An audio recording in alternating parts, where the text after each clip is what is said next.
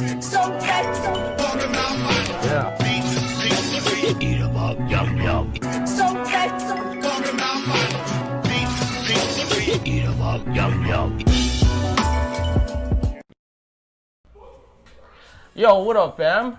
It's your boy JC, the Hip Hop Junkie. Vinyl Beats and Eats. That's right. Got another episode. Not just another episode, though, man. I have to say this.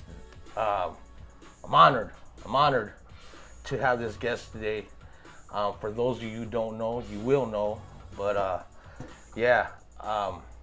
pioneer. I mean, without this man on the side of me, I personally believe hip hop wouldn't be what it is on the West Coast. Yeah, I appreciate that. Shit.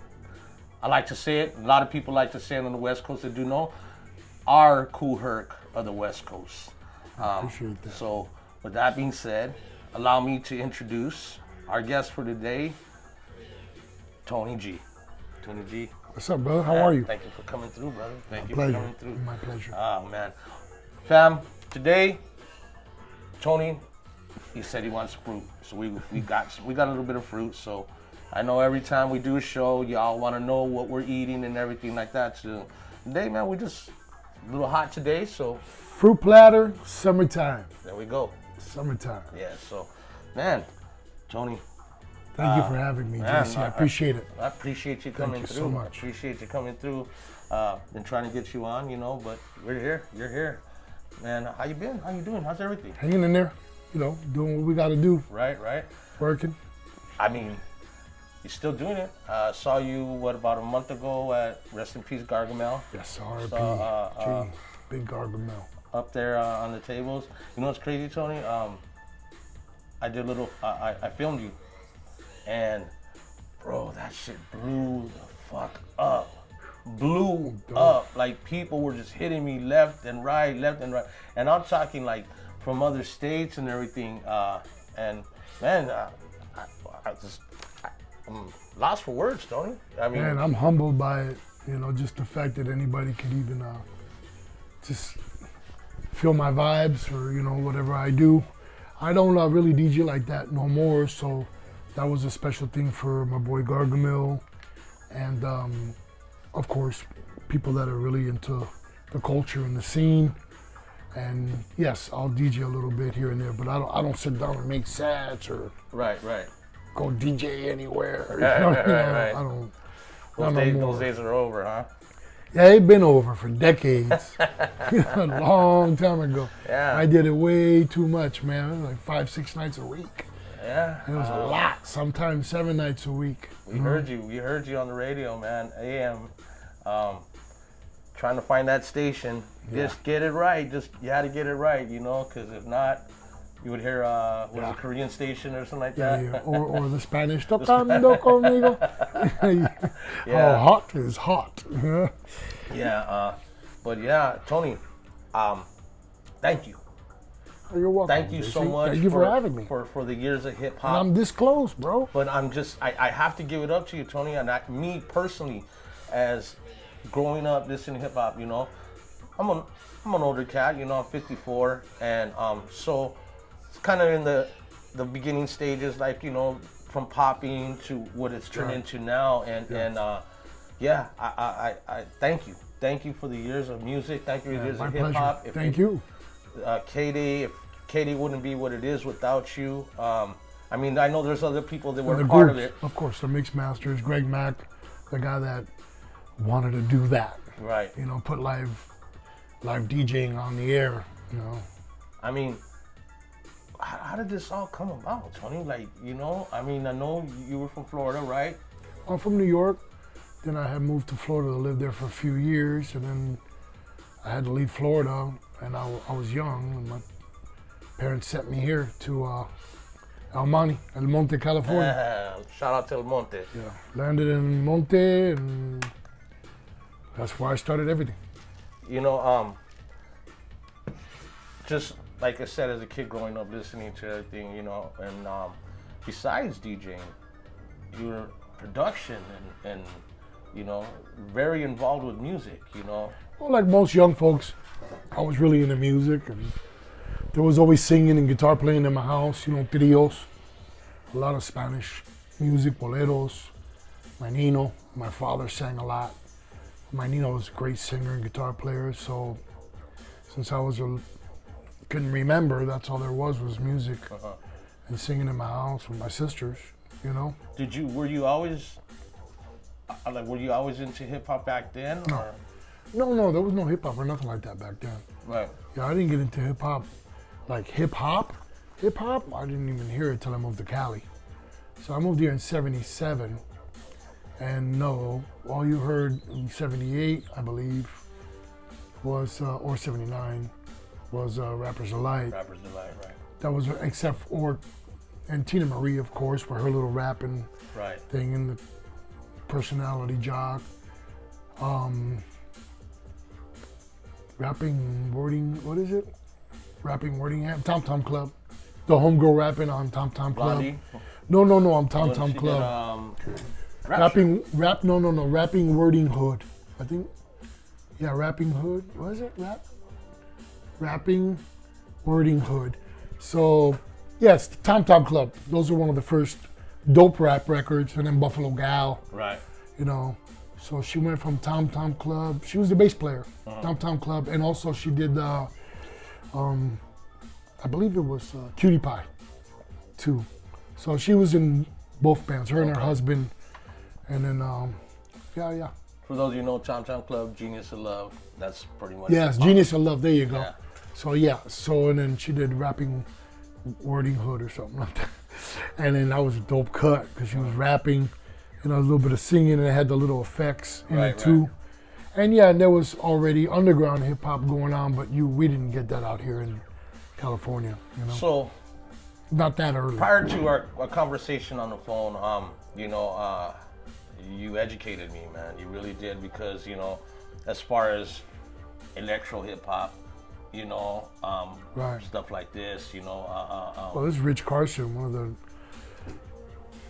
legends of this sound, that West Coast sound. They ended up doing Bad Times to this, right?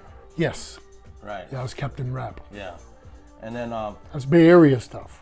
Oh, okay. So that's where you get all that clapping and all that hitting. So we're talking about, like, you know, the types of music and stuff like that. And then you were telling me, like, electro hip hop, the difference between electro hip hop. It wasn't electro hip hop. It was just electro beat, and there was electronic music. Period. So Johnson Crew and like Planet Patrol and stuff. That's all electronic. That's all influenced from England. You know, from Europe, European music, and of course, like we were talking about, Kraftwerk. Right. You know, those were one of the big influences. Right. Of those sounds. You know. You also said too, as far as while we grew up in this Monte area, Montebello, Pico, East LA, back in what, like the '80s, late '80s, it was a big movement of what we call it disco. Which was, disco was what Latinos call disco here was already here in like '79. So I would go to a club called Maryland's, and they would play the disco style music. It wasn't too hardcore disco, but in the older 21 and over clubs, they were playing disco music. But a lot of more of what they call cha-cha, some of those bands were electronic, some of those groups were electronic, some of those groups were funk bands that weren't really disco songs. So it kind of made it that way? Well, because it would take a really long time for that music to get out of, like, New York. Right. And then the urban thing wasn't really heavy in Los Angeles. Okay. Unless you were in urban communities, you know, unless you were in South Central, Compton, right, Watts, then you heard a lot of this stuff. Okay. You didn't really hear this stuff in the San Gabriel Valley. No, you didn't. Not very much. Only few people that knew. And that's how I was growing up. I was like, me and a group of friends were probably like the only ones that really listened to it. Everybody was more into cha-cha, disco. Right. So in some of those songs, like I was telling, like La Flavor, you know, Mandolay. And Mandolay, I mean, that's a funk band. So taps and that's lime. Electronic. That's electronic music. And Were they Euro or? yeah, it's Euro disco, high energy. So that's where the word high energy comes from, high energy. Then you have Italo, the Italo disco. Which is? European, Italian music. Okay. Electronic with cutesy girls singing. It's a trip because like what you see today is pop, right? Without the exact sound, but close, and the way it's worded and sung with the high-pitched voice, the girly, the cutesy stuff. Remember they used to spin them up on 45? Yeah, those records. Yeah. Yeah, a lot of those were high energy. Okay. And then they had the Italo music, and they would speed up those too. Right. So it was a trend. The speeding up thing was a trend in LA.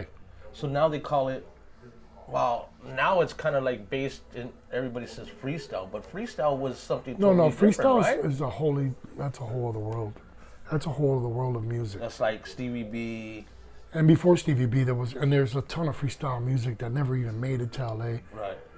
And even if it did, they probably wouldn't have played it. Right. Because it was specifically culture for the boroughs. Because that was underground music. Not too many people were playing, like AEIOU, for instance, Freeze. Right, Freeze. That was a big pop record. And Pop Goes My Love. Yeah. Like those. Goes my love. Yeah, so those were big, but they weren't really like freestyle. They weren't considered freestyle. Okay. You know what I mean? Yeah. Because they had a little flavor of rap and singing. So, yes, freestyle, there was other stuff, other groups of freestyle, which it's hard for me to remember a lot of this stuff. But like, even the Shannon stuff. But Shannon had Let the Music Play and Give Me the Night. Give Me the Night, Yeah. On the Upside, Right. and other records too. A whole bunch of groups, bro. That was more poppy-ish. Right. And some of those groups have real deals. But in New York, you can go in Manhattan and there'd be a pop-up and they'd be selling freestyle music. Independent labels selling girls singing and men right? singing. Most of them were independent. Right. But the big ones were the big ones, the ones everybody knows in LA. Right, like Burning with Fire, like stuff like that. Yeah, those groups were like Taps and Babe, stuff. We're Yeah, Gonna Love Tonight. Stuff yeah, like that. Bay. Yeah, those were disco songs. So in Miami, that was real big. In New York, that was big. Chicago, but Miami, that just like it stayed there forever. You know what I mean? Yeah. So Miami was just like, your love is always. That's all you heard all night. Love Disco Style was like. Oh, okay. They played the 11-minute versions of them. Right. Of every song of that. You're dancing till you're tired and stuff. So. Yeah, no, I mean like in the middle of the day, during like a traffic jam type mixes, and on Saturday night or Sunday afternoon mixes. In Florida, it was all disco. Wow. Disco, because people danced disco. See, and then there's a difference, right?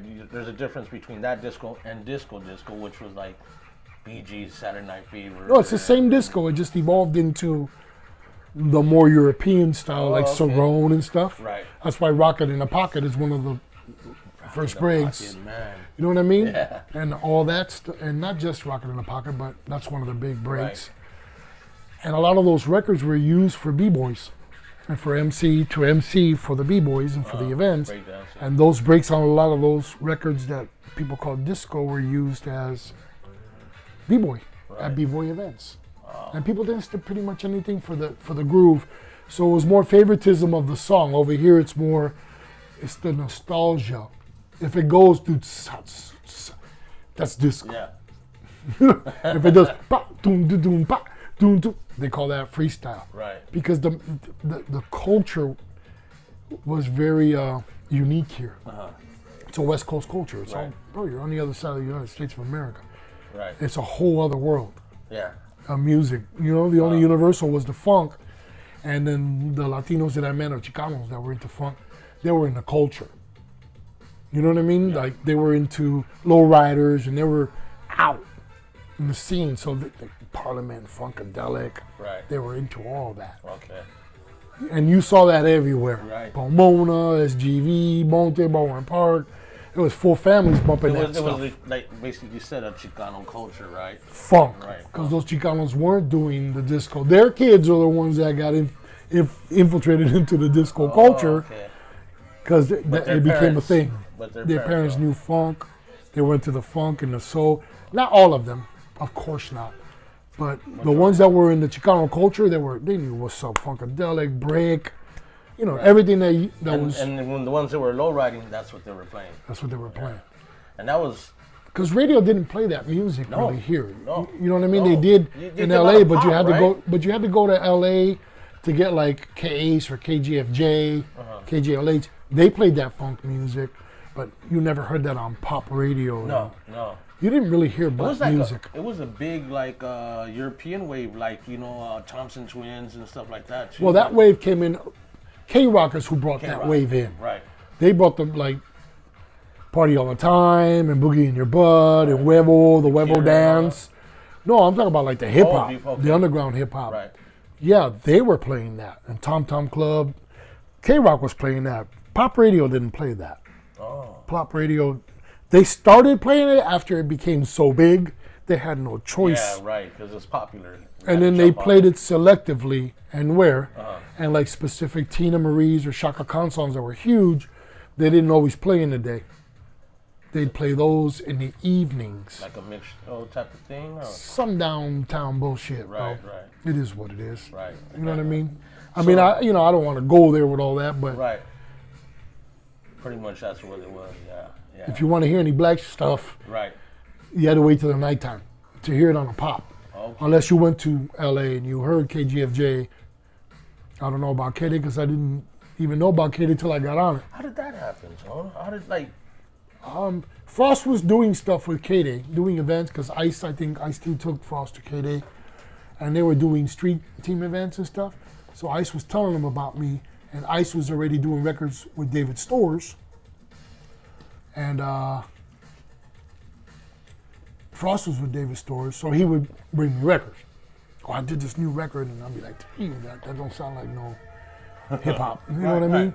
That was some LA, I'm rapping on a fast beat stuff. Yeah. You know? No. And that wasn't acceptable for me and my friends, because had that funk and that soul, grew up around that, and my boys were hip hoppers. Right. From the Bronx. Right. Living in Monte. Yeah, because it was a big difference. You're right. It was faster. Faster in the sounds, the type of beats, everything was real like this. Right. Like they call that funk. Okay. Right? This was funk. Yeah, but it's corny funk. Like nobody would ever listen to something. Really? Not in the East Coast. Right, maybe right. when it became poppy So in the trendy clubs, in the punk clubs maybe. Right. Yeah, because that's what they thought was. Wow. Okay. You know what I mean? Right. No. And if it wasn't for Shabba and Shrimp, you wouldn't be listening to Ain't No Stopping. Yeah, right. You didn't hear that shit on the street. See, because one of the... that was all for movie. Frost song I heard back in the day was So Rough, So Tough. Yeah, Rough Cut. Get enough. Right. Yeah, and the rhyming style was faster. So it was weird to hear him when he came out with La Raza. It was like, man, I remember he used to rhyme like this. But obviously, he grew and... Well, because he was doing that already. I was already doing the hip hop stuff, and he didn't rap like that. So he had a family. He had to go get a job. Right. So he had been rapping. We used to do backyard parties together. We used to go everywhere. We used to drive. Yeah, there's a lot of stories about Frost, just like in the areas like the Montes, the Pico Rivera. Everywhere. Pico, yeah. Whittier, the Boulevard. Yeah. He had the Boulevard jumping. Yeah. With all the poppers and breakers because they were all from our area. So he knew all of them. Right. So once we started clicking up together and he started meeting my friends and we were into the hip hop, we were working on hip hop and rap. So I was working on hip hop beats with him and he wasn't sure because he was with them. So he did a song with Yell, I believe. Scratch on a little bit. But Yellow's not a scratching guy, No. So he came to me with that. He's like, man, I tried to get him to get you. And I tried to tell him, but those producers and those record companies didn't understand the concept of the DJ and the rapper. And they didn't know MCing. They were just people that were jumping into the business to do it. And that's why it's so corny. Right. Because they didn't know anything about the culture at all. Period. I mean, it was more like a business move for them because of what everybody's listening to and it's popular. We got to jump on it. Right. It's kind of like everything now, still, you know. Yeah, but there has as to far be. as jumping on but it. Without the foundation, you know what I mean? Right. Without the foundation, your music doesn't have any longevity. Right. For a collector or like someone like you, yeah, you know that song. And you're hearing that song. And I could see it in your eyes. Your opinion of it is a whole different opinion of it because you're more of a record collector and DJ that played everything. Right. You probably weren't exposed to the culture that young enough of that East Coast style to tell the difference between this and this till you got a little bit more mature and you were like, oh, yo, this is hip hop. You're right. No, you're right. This hip hop. Right. No, This you're b-boy stuff. These are b-boy breaks. I mean, I couldn't DJ a party with b-boy breaks and Monte. People just sit there and stage. You're right. You're like, what are you playing? Yeah. And how'd the break come in so fast? Right. No, you're right. You know, it just wasn't that type of thing. No, yeah, you're right. It just didn't exist. Culture again. You're far away from Mecca. Right. From where it all began. Right, exactly. So if Florida wasn't even doing it, the last place to get it was going to be LA. Right. San Francisco was a little bit more ahead on certain things because they had more versatile. They were very versatile in San Francisco. The different cultures and communities were closer than out here. Out here was just, you still over there, you still over there, you still over there. No, yeah, you're right. It was different. Yeah. Very different. When we were talking, you told me something that I didn't even know. You said popping came from Fresno. Well, pretty much so, yeah. Up in that area, San Jose, Fresno area, maybe even Modesto, who knows, but I'm pretty sure it was Fresno area. And up there in the Bay. And out here, the locking, what people call locking, it's something it's what Chicanos call the rerun. The rerun. So, for those that know, there was an old show back in the days called What's Happening. Yes. And one of the actors in there, his name, they called him Rerun, and the one that wore the brim. Yeah, and he used to do that pop locking. Kill it. Yeah. Well, they called it locking, right? Locking. Yeah. See, but a lot of people say pop locking. See, I'm learning all of this right now. Yeah. Really, I am because when I said it to you, when I said pop locking, wait a minute. Popping and locking are two different things. Because to a person that didn't grow up in that, there's so much similarity because they see them hitting. Right. And then they see the poppers hitting, but it's different. Okay. It's something totally different. And then they see the lockers do the robot, and they consider that popping. No, it's the robot. Yeah, right. Then you see the waving, then that's Mr. Wave and Mr. Wiggle. Those are different styles. Right. So like the King Tut and stuff like that. That's all San Gabriel Valley. That's all LA. Really? Yeah, that's Bowen Park. I mean, that's Carl. With the E.T. and all that, that's Bowen Park. Right. The E.T., the King Tut, that's all those. Man, that's all San Gabriel Valley right there doing that specific. Right. Then when you get over into like Pop and Pete and stuff, those are where you see them hitting hard and slapping and the routines. Yeah. Where it was group routines or popping to funk music differently. You know what I mean? Right. And you could just tell by the style of those people. Uh-huh. Pop and Pete. I mean, it's just so many. See, so I see them in my brain, but I don't remember the names. Man, you know what? Well, here's the thing. I can't remember the name. Sugar Pop. Okay. So That's the Way Love Goes. You ever seen that video? Yeah. So Sugar Pop, the guy dancing with her, him and his brother, super poppers. They were I believe they were up from the Bay. You see Cobra on there, Booyah Tribe. You see the whole Booyah Tribe on there. Michael Jackson's locking. Used to lock a lot, huh? Lock and pop. Yeah. And then they're on, what is the Michael Jackson song for Thriller? Thriller. Coming out of the graves. That's them. Right. They were doing choreography. That's The Way Love Goes for Janet. Let's Hear It for the Boys. That's Everlasting Force. That's Skate. What's that? That's Big Spinning. Denise Williams? Yeah. So that's Big from New York. The White Boy Spinning, that's Big from Everlasting everlasting force at that time, spinning. So, because they all came out here to try to get into movies, because hip hop movies was in, like The Pilot. Right. You know what I mean? Breaking. We were talking about that. Right? I remember being in school, like I was like in junior high. Yeah, and Skate was The Pilot. They had a film session when they would bring out the film projectors. Yeah. And they showed that, and everybody was like, that's kind of corny, man. The Skate, Pilot. Skate's Dominican, so he's the pilot, the one with the whole Air Force gear on. Yeah, yeah. And then Skate is a guy he's battling Uh-huh. with the little blonde thing. He's battling Ozrock. All kids in the back of my little cousin, Gil, Mandel Torres, Nick Gonzalez. Nick Gonzalez is Flair. Okay. He was the guy that used to do all the crazy flares. That's where little Caesar and Oracle Right. saw them crazy ass flares Right. with Nick.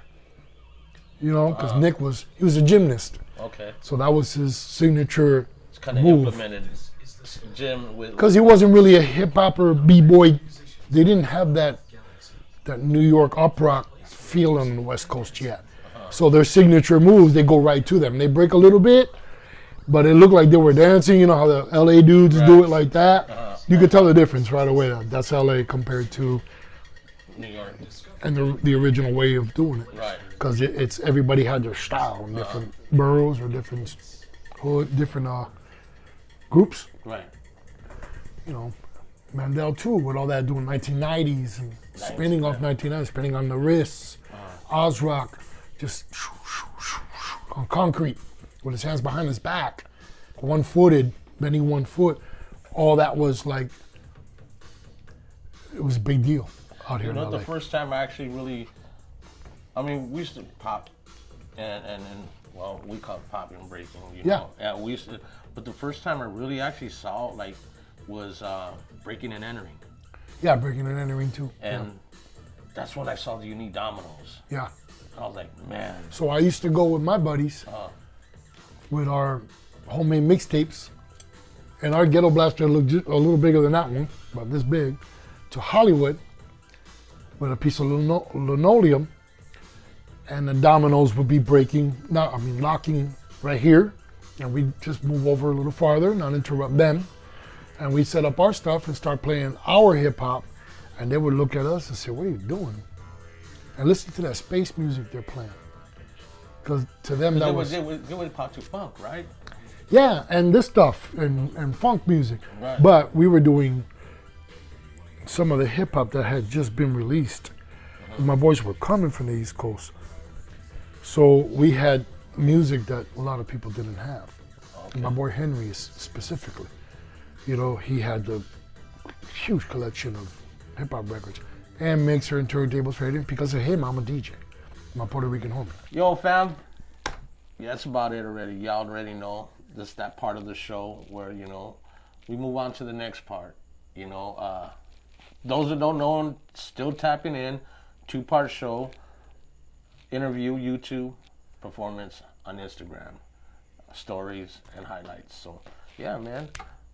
Tony G right here, man. Tony G came through. Man, telling y'all. Got stories, pioneer. I mean, like I said, if it wasn't for Tony G, Appreciate it. a lot of this wouldn't be happening right now. So a lot of this hip hop that you're hearing right now, this guy right here, this guy. So, y'all, like I always say, get something to eat, get something to drink, go to the bathroom, roll one up, cause we're about to be entertained right now. Tony G is about to bless us. So hit that link right there. You already know that link.